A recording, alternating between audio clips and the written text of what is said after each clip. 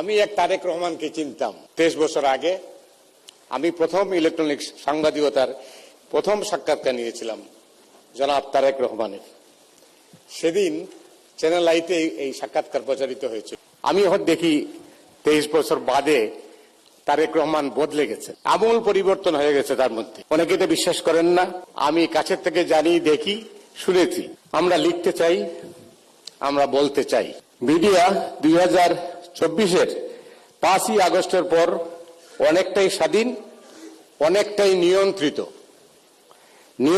এই কারণে বলছি, মব ভায়োলেন্সের কারণে আমরা অনেকটাই সাহসী হতে পারছি না। আমাদের হাত পা বাঁধা হয়ে যাচ্ছে। মিডিয়া অফিসে যখন আগুন দেয়া হয়, সংবাদপত্র অফিসে যখন আগুন দেয়া হয়, তখন কিন্তু আমার ভাবতে কষ্ট লাগে যে আমরা জাহান্নামে আছি না বেহেশতে আছি।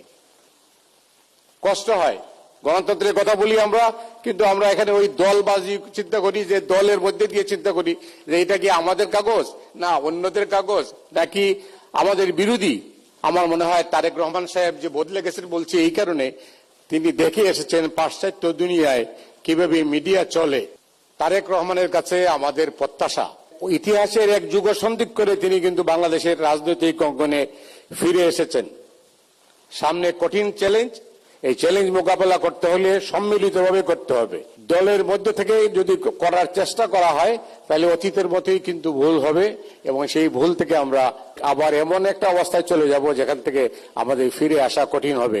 আজকের বাংলাদেশ অস্তিত্ব সংকটে যেভাবে পড়ে যাচ্ছে, সেই সংকট থেকে যে উগ্রবাদ আমাদেরকে গ্রাস করার চেষ্টা করছে, সেই উগ্রবাদ থেকে দেশকে মুক্ত করতে হইলে তারেক রহমান ছাড়া এই মুহূর্তে আর কোনো বিকল্প নেই।